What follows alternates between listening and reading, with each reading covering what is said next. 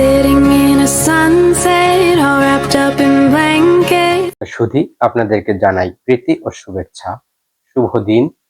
আজ 15ই ডিসেম্বর 2025 খ্রিস্টাব্দ, সোমবার।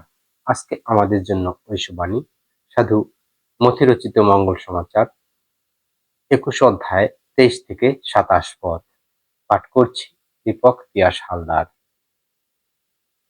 যিশুর কাজের প্রতিবাদে সোচ্চার ইহুদি নেতারা। যিশু তখন মন্দিরে এসেছেন আর সেখানে উপদেশ দিচ্ছেন। এমন সময় প্রধান যাজকেরা ও জাতির প্রবীণরা তার কাছে এগিয়ে এলেন। তারা জিজ্ঞেস করলেন, কোন অধিকারে আপনি এসব করে বেড়াচ্ছেন? এ অধিকার কেই বা আপনাকে দিল?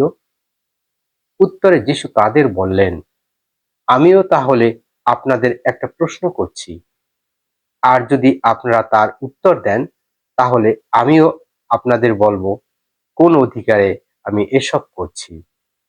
বলুন তো, যোহন দীক্ষাস্নাত করার অধিকার কোত্থেকে পেয়েছিলেন? স্বর্গ থেকে না মানুষের কাছ থেকে?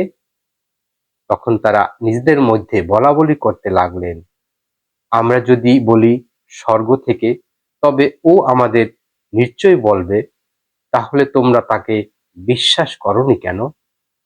আবার যদি বলি মানুষের কাছ থেকে, তাহলে কিন্তু এখানে উপস্থিত লোকদের ভয় আছে, কেননা যোহনকে তো সবাই প্রবক্তা বলেই মানে। তাই উত্তরে তারা যিশুকে বললেন, আমরা জানি না। তখন তিনিও তাদের তেমনি বললেন, তাহলে আমিও আপনাদের বলবো না কোন অধিকারে আমি এসব করছি। খ্রিস্টের বাণী। খ্রিস্টপ্রভু তোমার প্রশংসা হোক।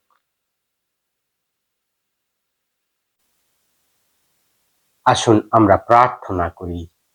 আমরা প্রার্থনা করি যারা আমাদের কাছে প্রার্থনা চেয়েছেন, যারা বিভিন্ন সমস্যায় রয়েছে, তারা যেন পিতা ঈশ্বরের কৃপায় সুন্দর সমাধা পেতে পারেন। হে প্রভু, আমাদের প্রার্থনা শোনো। আমরা আরো প্রার্থনা করি যারা খ্রিস্টের নামে দীক্ষা নিয়ে অখ্রিস্টীয় জীবন যাপন করছে, তারা যেন নিজেদের ভুল বুঝতে পারে এবং আবার খ্রিস্টের সুন্দর পথে ফিরে আসতে পারেন। হে প্রভু, আমাদের প্রার্থনা শোনো। হে প্রেমময় পিতা, মুক্তিকামী মানুষ আমরা, আমাদের হৃদয়ে তোমার প্রেমের আলো জ্বালাও। তোমার জন্য প্রস্তুত করে রাখো আমাদের অন্তর, যাতে তোমার প্রিয় পুত্র যখন আসবেন তখন শ্রদ্ধা ভক্তির বরণমালা দিয়ে বরণ করে আমাদের হৃদয়ে স্থান দিতে পারি। এই প্রার্থনা করি তোমারই পুণ্য নামের এই গুণে। আমেন।